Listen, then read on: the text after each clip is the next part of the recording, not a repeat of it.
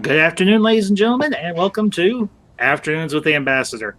Glad y'all could tune in this afternoon. We're going to be continuing our discussion of Babylon 5 Season 1, and with me today, I've got two regulars, two good dear friends of the channel, Adega, Outlaw, and just another nerd. Gentlemen, glad you can join in. And to everybody in the chat, to Loki, Mornings of Mischief, Loki, good morning, sir, and well, good afternoon.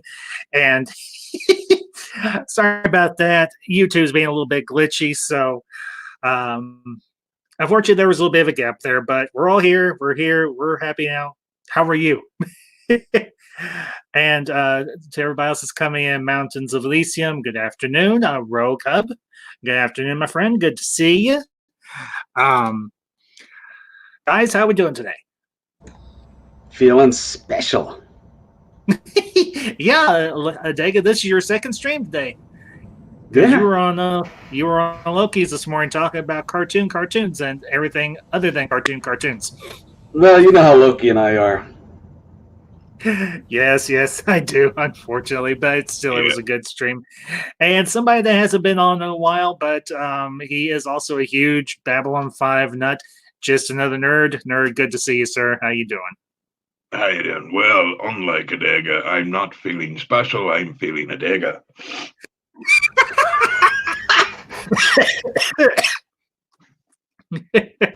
Put some shades on that goblin, then we got it. All right. Well, guys, as I said, we're covering Season 1, Episode 5, Parliament of Dreams today. I just rewatched this morning and everything, so we'll just dive right in. This was actually this is a very layered episode in a lot of ways because we got some more character introductions. We got the rest of the ambassadors, attachés on board now. We've got the love interest for Commander Sinclair, Catherine Sakai, and we've got a little we've got an A, B, and C story for this one and everything. So, guys, where do you want to begin? First, I think we should say spoilers. You know. Well, as Adega pointed out, this show is like 20 some odd years old, so you know what? I don't think you necessarily have to say spoilers because we're not really ruining anything. Because if you haven't watched the show by now, we're not really going to ruin anything. Just go watch it, and then you can listen to us after the fact. But yes, anyhow. Loki, go watch it.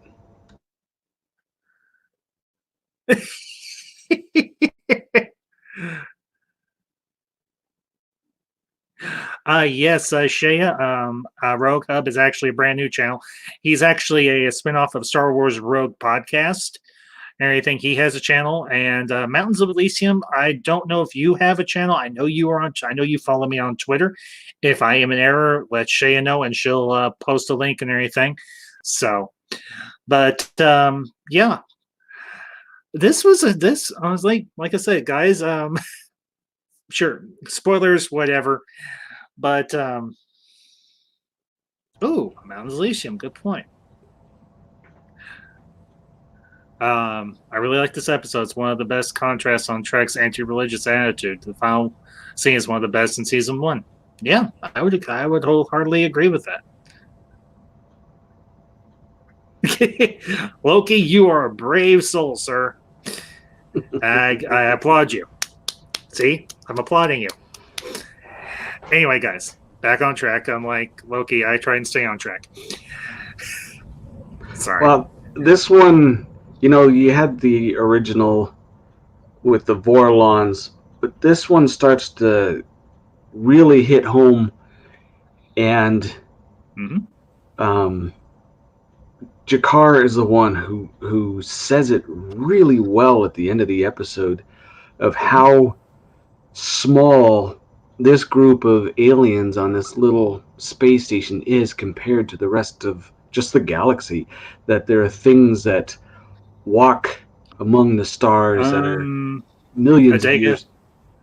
Wrong episode. Am I on the wrong episode? This is Parliament of Dreams. I think you're thinking of. I think you're thinking in a Sky Full of Stars. That's a couple episodes down the road. This is the one where this is the one This is the episode with the various religious ceremonies from the different races. This like is the one that Centauri. starts off with Londo getting drunk and passing out on the table. He has become one with his inner self. Right, okay, And okay. We get to meet Lanier for the first time. Gotcha. We meet Lanier, we meet Natoth, we meet, like I said, Catherine Sakai. Now, she is in that episode and everything that you were mentioning where her and Londo, or her and Jakar are talking.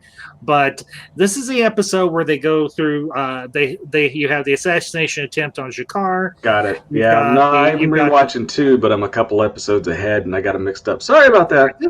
That's okay. All good. That's why I'm here. So, minus 20 points from Adega.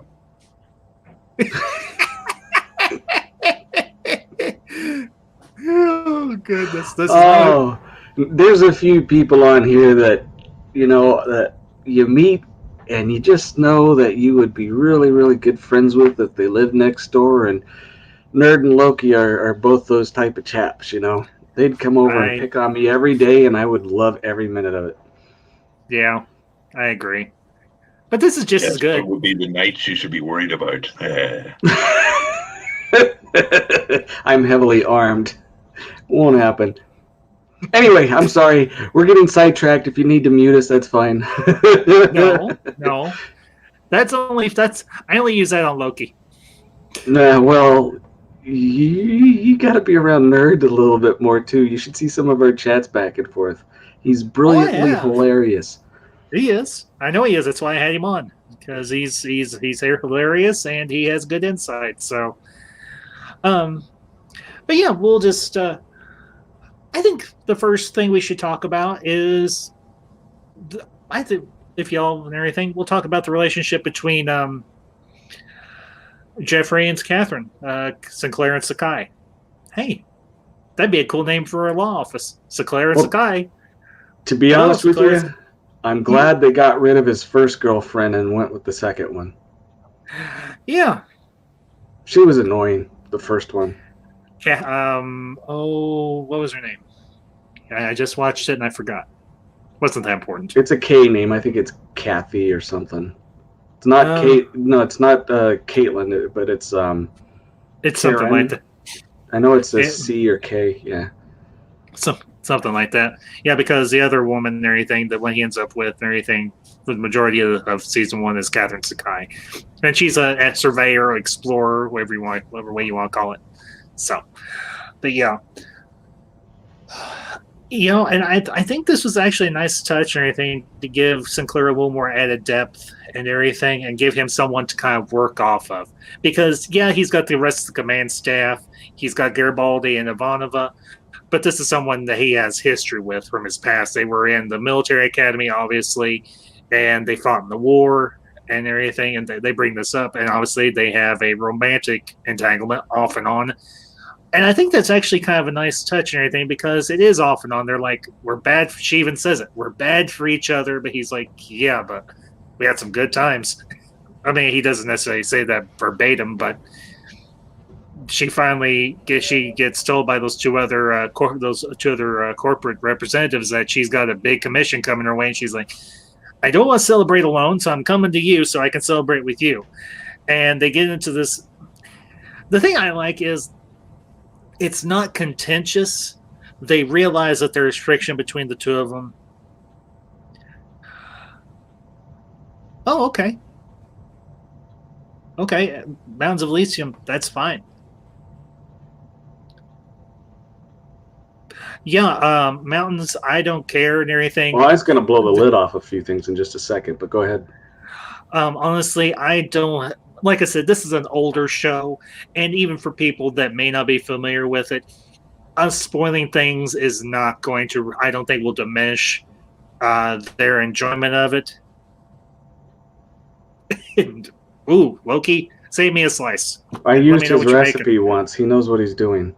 Does he really? Sure. Mm-hmm. If either you or Loki send me that recipe, I love good homemade pizza. My mother-in-law, she makes really good homemade pizza herself. Ooh. Nerd, you're killing me, man. But yeah, Mountains of Elysium's question, he's like I said, this is an older show. So I don't think us spoiling plot points about it's going to necessarily diminish anyone's enjoyment, even if they've never watched it, because you're not going to get all of the context unless you do watch it. So spoil away by all means. I don't have a problem with it, unless it's something that's brand spanking new that I go see. I don't have a necessary rule about spoilers when it comes to TV shows or anything like that. Unlike some other people, I don't have a big deal with. I don't have a big issue with. But back to the episode. The other thing Sinclair and Sakai, they are only seen, of course, in this first season, except when Sinclair comes back in season 4, and we know that he gets sent back in time. Well, it's actually season 3 or 3. I was thinking Babylon 4. I'm having a rough day today so I'm doing. That's why you don't have my picture. Anyway, in the books, the one is called "Living in the City of Sorrows" or "Dream in the City of Sorrows." I think that's the name of it. I think you mentioned it. It's all about Sinclair going to Mimbar, getting the Rangers hooked up and going. He has some play with Marcus, the Ranger. You know, he works with him a little bit. And towards the middle of the book, Sakai shows up, who becomes a Ranger, who helps the three of them are test pilots for the White Stars. They're individual fighters, and they are incredible the way they describe them in the book. And she doesn't get left behind. She goes with them into the past. Really? Yep. According to the book. Interesting.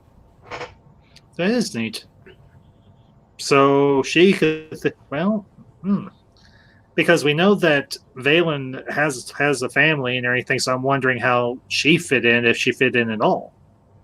So it didn't really explain a great deal other than that they were together. So who knows? It doesn't say. That's interesting, and I actually like the fact that they kind of give some closure and everything, even though we never see it. It's in the books and everything. They're picking on you. Very funny. But I honestly thought the fact that they didn't play this like they did with Kirk in Star Trek TOS. This was a committed relationship. This just wasn't a girl of the week or woman of the week and everything for Sinclair.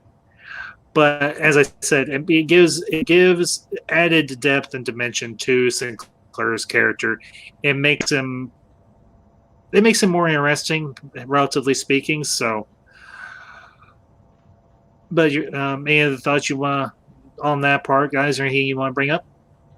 I would think it's their relationship is head over heart, duty over love. You know, they both love each other.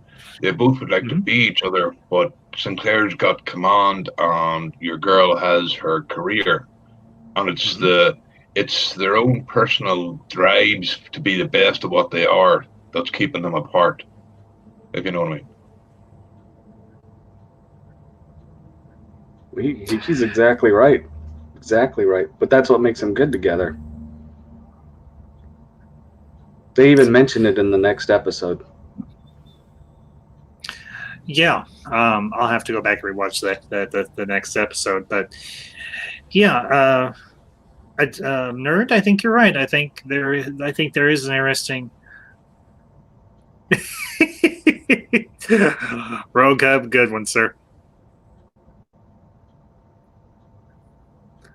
Rogue Hub, I think honestly, go back and rewatch some of my other videos about Babylon 5. I've got a whole playlist to set up on my channel and everything.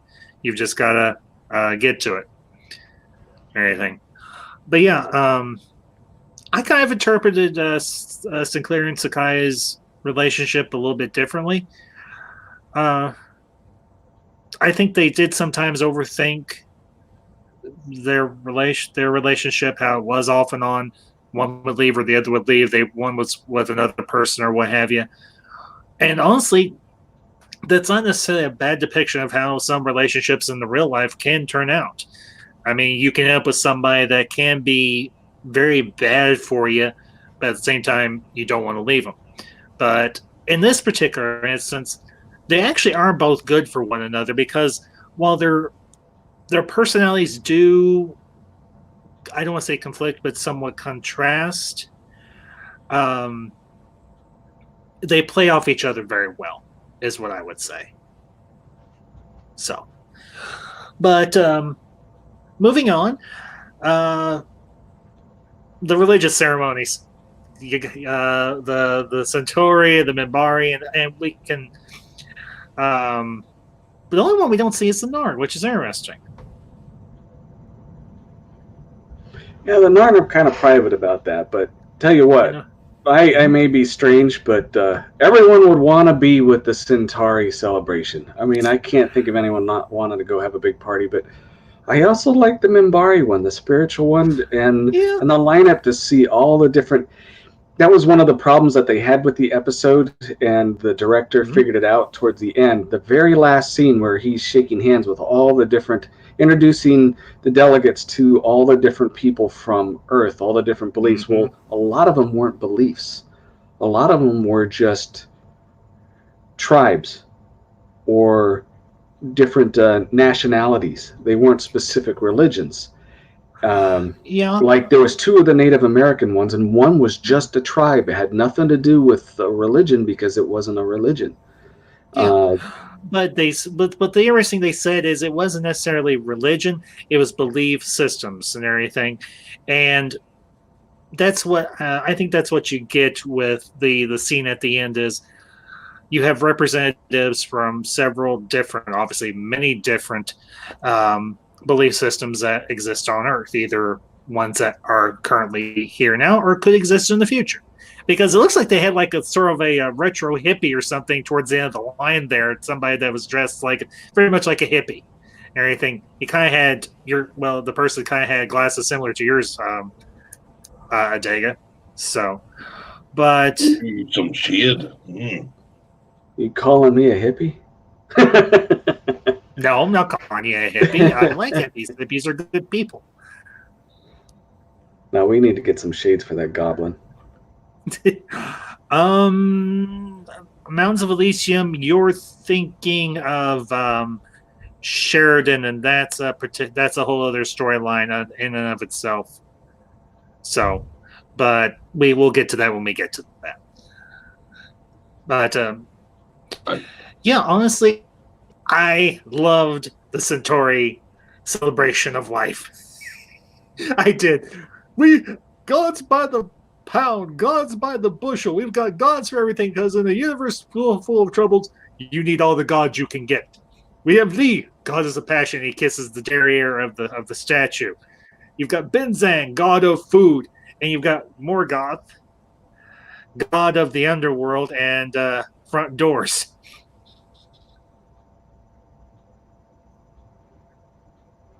I was just reading Elysium. Actually, he's got it right.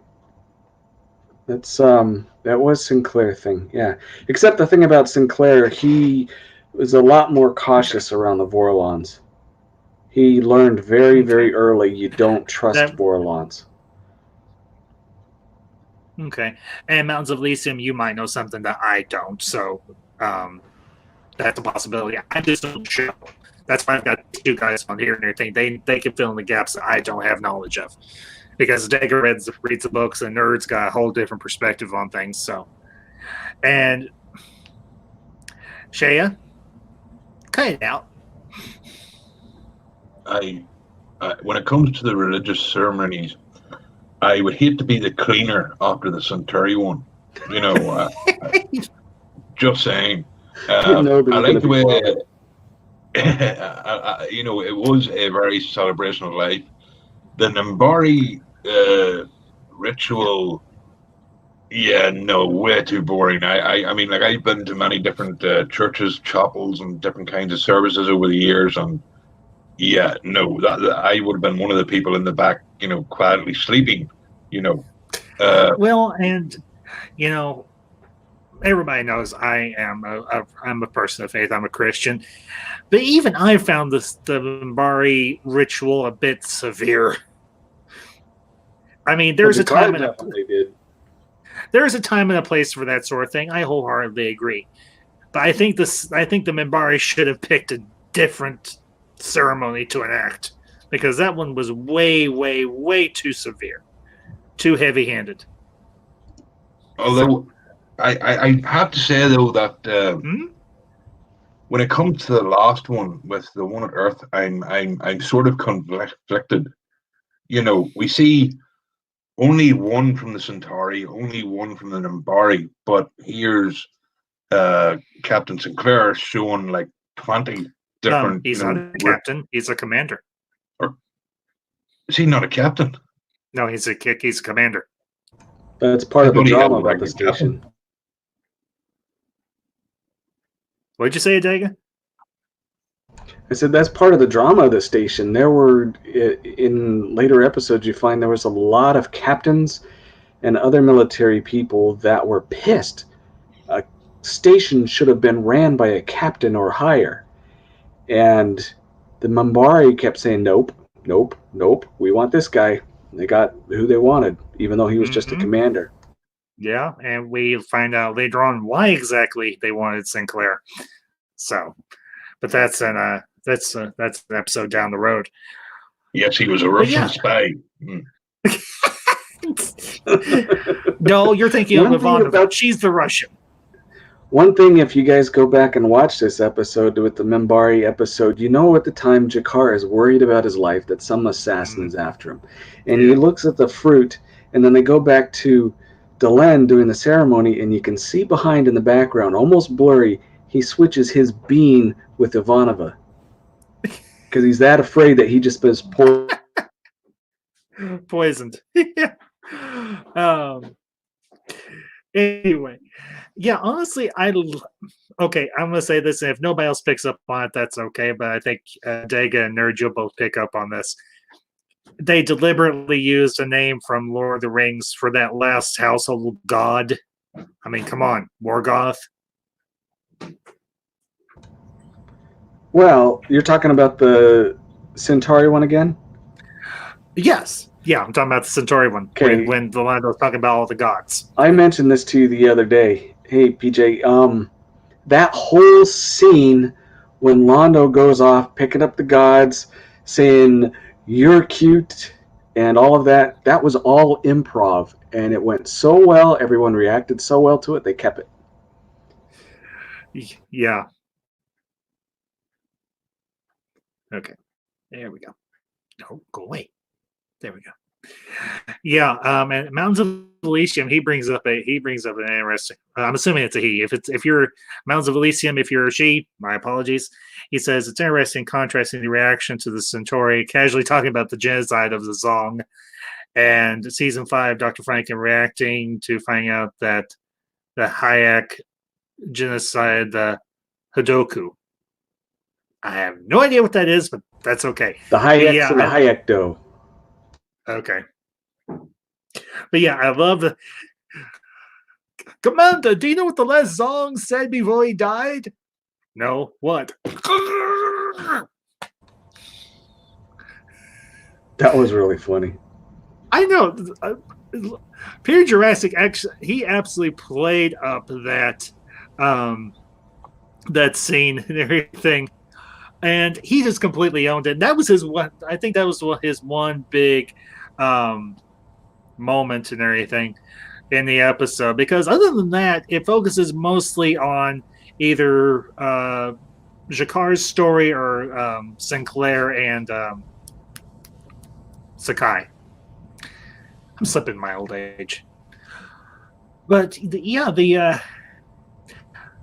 I honestly. I think it was you that told me this. Wasn't Straczynski an atheist? It wasn't me. I think it was Jesse the other day. He's not necessarily an atheist as so much as an agnostic. Okay. Yeah, because, well, the interesting thing is the first person in the line there at the end, Mr. Harris, an atheist. Somebody that believes okay, I don't want to say believes in nothing, but has a different view on any type of organized religion. So, but it's interesting that they would put that person first in line and then go down from there. So, and honestly, I would have loved to seen how that whole exchange would have played out with all the ambassadors and what have you, talking with all these different people from all these different faiths. That would have been a long conversation. I can imagine with a lot of these people. So, I and have to. No, go yeah, ahead. go ahead. No, I'm just saying, and it's a good thing this was happening in space because let's be honest, if all those met in the same place, there'd be bloodshed. So, probably good it was happening in space. Either that or drunk. You see, Maybe. that's the thing. They should have took all the Earth representatives to the Centauri and had a big, blowout. Well, dang, that would have been interesting. Well, but here's the thing too, because you have to realize they probably had to organize transportation for all these different people, because even towards later on down that line, as they're panning down, you see a Catholic nun. So at least we can assume it's a Catholic nun. I mean, you've got an Orthodox Jew, or not Orthodox Jew, an Orthodox Jew, an Orthodox Greek, I think it is, and so on. But yeah, this was that whole thing there. That would have been really intriguing to see how it would have played out and everything if they'd had more time to do so. But think about Sinclair trying to get all these people to say, "Hey, can you come to Babylon 5 and just stand in the line, and we'll just have all the ambassadors interact with you and so on and whatever." That must have been that would have been a little of a logistics nightmare. So, but still, I give props and everything to Straczynski for doing what he did in this episode and everything, talking about religion in a very minimalist way, but acknowledging the fact that all these different cultures and everything, all these other races, have some sort of belief system or belief systems that are part of their society. And I love the fact that they play Londo, they play Centauri as very jovial, very gregarious, very big and loud, which is in keeping with how they live. But with the Minbari, and even though as I said, it was a little bit too severe, it was a good representation of how they order and organize their belief system or what have you. So I think another interesting point here is that the Centauri are an old race, the Nimbari are the oldest race, and the humans are the young race, and yet the young race has many, and the older races have one real religion, if you know what I mean. I think that's a very interesting sort of thing. Yeah.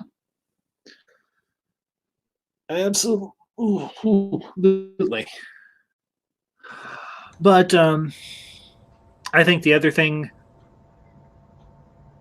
and Shaya, sorry about that. If something came up that I'm not aware of, my apologies for that. And to this chat, Stories by Irish, welcome, ma'am. Glad you could pop in and join the stream. I think the other, and this we can talk about this for a little bit, is the whole assassination. Actually, no, we'll talk about the two attaches because we finally get introduced to Lanier and we get Natoth. And both of them have very interesting storylines throughout the entire series and everything, but especially, well, and even in season 1 and everything. And you have that whole exchange between Delenn and Lanier when Lanier finally first arrives on the station, and they're trying to set some ground rules. So, but you guys, your thoughts on that? Oh, I was thinking about something totally different because we're going to get a lot more into them later. Okay. Well, Dega, please share with the class. I'm thinking more of the main. I think it was more of the main plot than anything was the assassination attempt. Okay. And yeah, we can where definitely we learn a couple of things about Jakar. First off is that he has not always been the nice guy. And we always know he wasn't the nice guy from the very first episodes. Mhm. But there's a point where Natoth finds out that he's going to be, or there's a hit out for him from the Assassin's Guild. Mhm. And she learns it's about information that Jakar has, and he basically says, I can't be blackmailed. I don't care if people know what I've done. His thing was what it would do to his world. And the way he Mhm. comes across it, and honestly believes it. It's not one of those lip service to make you look better. He really didn't care about himself. He wanted to make sure that his people were okay, and the information that the other guy had would disturb their government. Mhm. Yeah, because for a lot of these ambassadors, it's all about protecting face or saving face, not so much for themselves, but for their people. Um, That but comes up again and again. Um, the Hayek was brought up. There is a couple others where they actually acted like what ambassadors should be. They're there to defend, protect, and advance their homeworlds, their people. And if they aren't able to do that, they really shouldn't be there. yeah, yeah. The problem with Shakar is he made a lot of enemies coming up through the ranks, and this guy, Durog, I think it was, that sends him that message at the beginning. And can I just make one comment? Was it just me, or did it look like Shakar was about to eat a pig's head? Or was that Yeah. just me? No, that was a pig's head. Yeah. And I Yeah, think we're jumping over here at Shakar's little dinner song. yeah. All the I have, fishies in the world and none for me. I think that was a nice little touch. yeah. I love that song and the little crayfish that were crawling away. You stay right there. I'm thinking of calling her after my afternoon nap. I won't sing the rest of it. I don't want to get copyright. I But doubt yeah, anyone's going to pay attention to that. yeah, I don't even know if it's a real song or not, if it's something that is copyrighted, but still, where in the world did that? I mean, that doesn't sound like something that would come.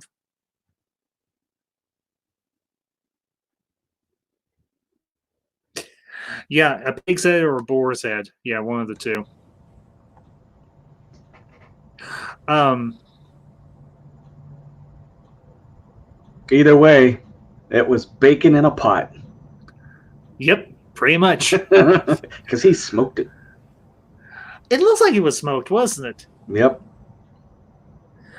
All right, Shay. I tweeted this out. I know for a fact I did. So cut it out. And I don't think I've blocked you or anything. So I know Twitter's been acting up the last couple of days, so it could just be that things are being cockeyed. Who knows? Oh, Mountains of Elysium. Thank you.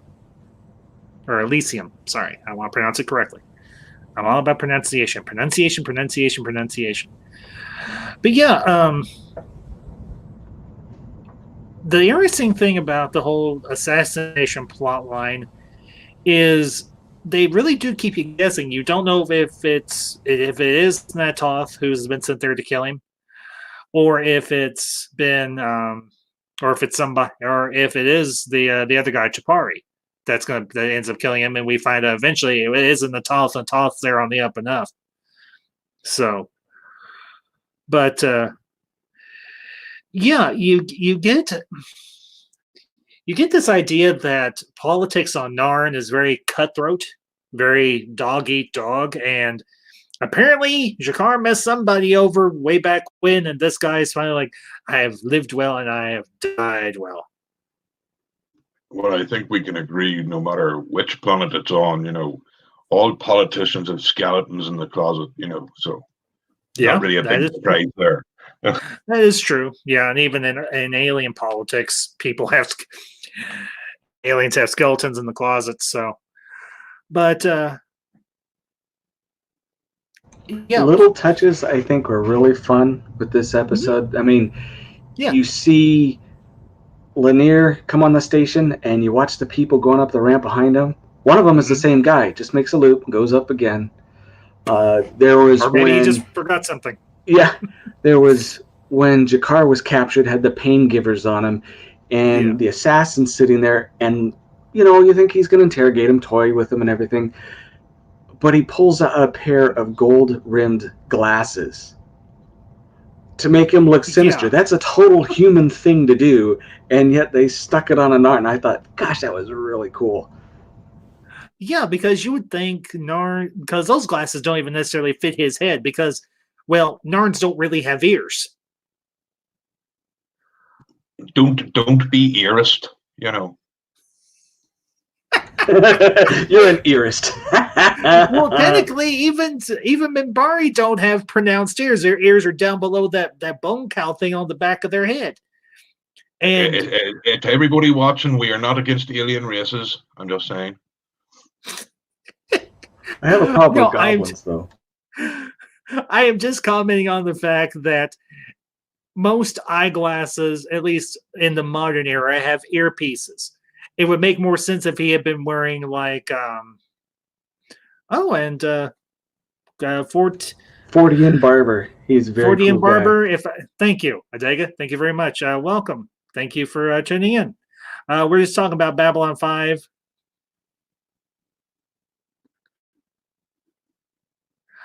All right, Shea. Very funny. Now, unless you're being serious, I am live. She probably is serious the way things are going. Because otherwise, she wouldn't. No, just to get off topic for a minute, this is a Babylon 5 screen, and our friend, the ambassador here, is wearing a Mandalorian hat. Okay. And I thought somebody would bring that up. Here. Does that suit you? Okay. Oh, we lost a Dega. Okay. There he is. There we go. Are we having technical? I'm on top. No, I'm screwing around here. I'm just looking for something. Oh, for heaven's sakes! You know it. See, this is what happens when you bring me on the stream, ambassador.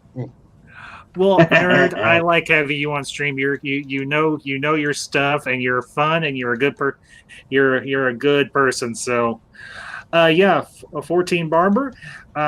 This is one thing that I cover on my channel rather extensively. It's the first thing I started when I started my channel. So, but yeah, Mountains of Elysium. I like your comment here. He's like, I thought it was funny the way to describe what happened to his previous attaché, thrown out of an airlock as the actress refused to wear contacts and wanted out, saying she ain't coming back. I was not aware of that. So, Mountains of Elysium, thank you. I appreciate it. And Adega, I can only cover you for so long. So, whatever you're doing, get it over with. Rejoin the conversation. I'm here. I'm just looking for something. Yeah, he's probably looking for something to up me on my avatar. Nope. Well, maybe a little bit. I don't care if you do. No, it complements it is what I'm actually looking for. I've got it somewhere. Oh, Mountains of Elysium, very cool. I take an episode at a time, but I told myself what I was going to do this time, being as I have my channel. I'm going to do it in chronological order for the series and the TV movies. So I'm going to, whenever I get to the pertinent TV movie, we'll stop doing.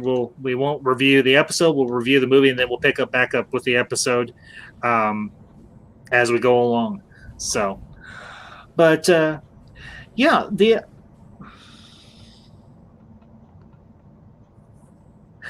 Mountains of Elysium. That'll help if I turn my camera on. This guy down here, Adega, he knows the books, he knows the comics, he knows the stuff. He's very literal. I am too, but him more so. I mean, of course, Adega is an author.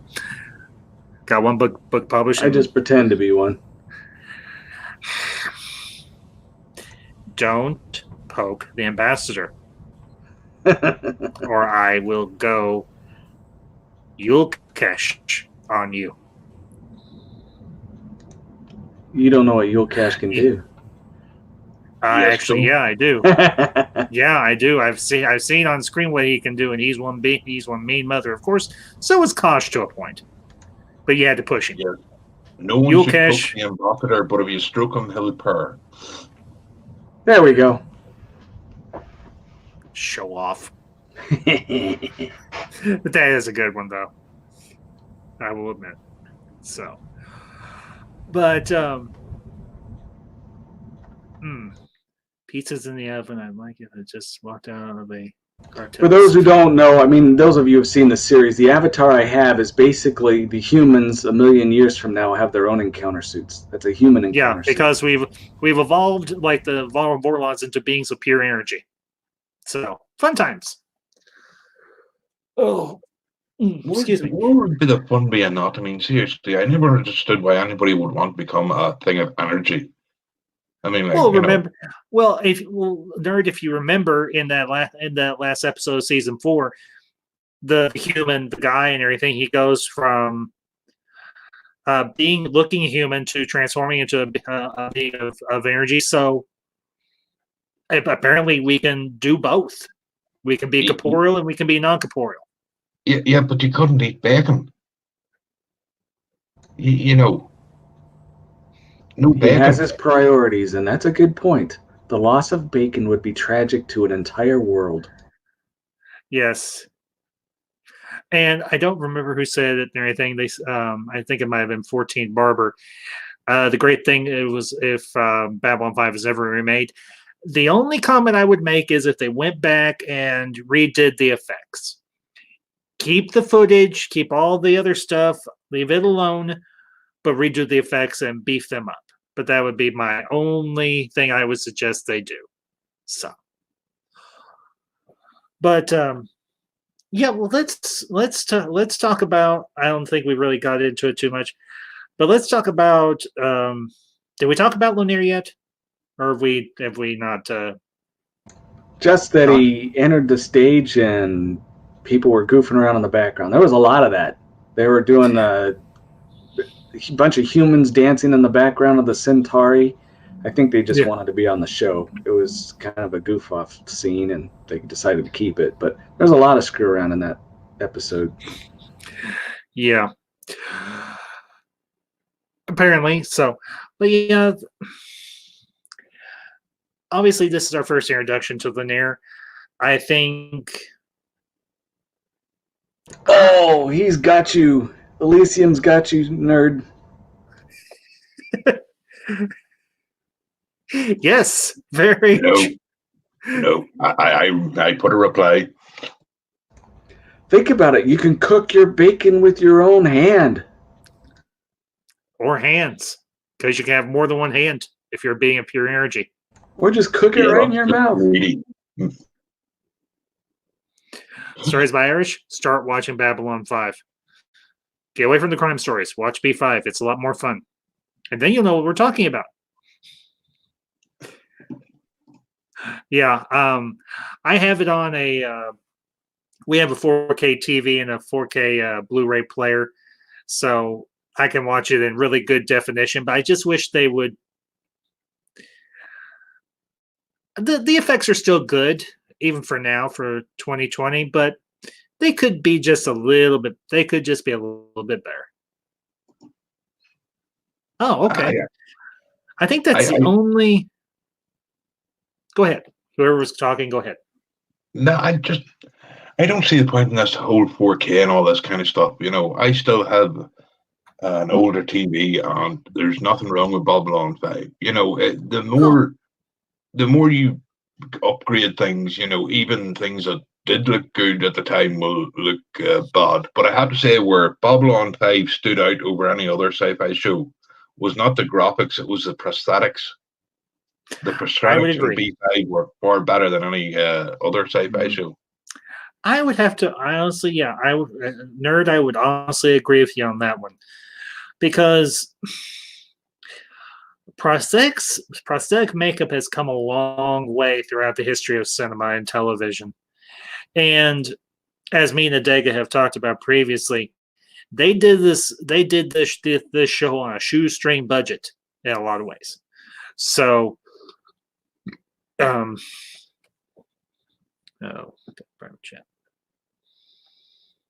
Oh, okay. No problem, nerd. Apparently, nerd had to go get coffee. But yeah, the prosthetics on this show were honestly very good, and every species looked distinct.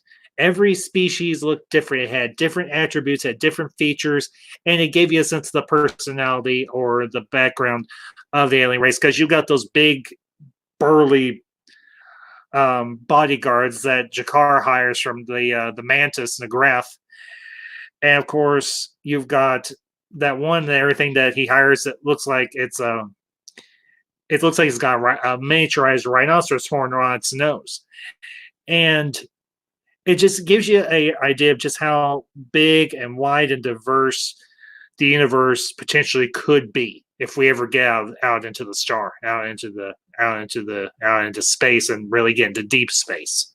So, oh, please. One of my favorite characters, not for the part they play or part of the story arc, simply it's one of my favorites because of exactly what it is and what it does. You have your underworld supplier, and it is a giant praying mantis. Yeah. You know, I dig on that. It's like, well, yeah, that planet, they evolved in bugs. Or you go to the shadows, which like spiky ants almost, you know, but they are invisible to the naked eye. They didn't hold back when it came to what an alien was. You sit there and you look at the main group of aliens, you know, they're all bipedal, 2 arms, you know, they all got a head with 2 eyeballs, but it isn't limited there. They go way off to beams of energy to everything else. Yeah, and Bounds of Elysium brings up another good point.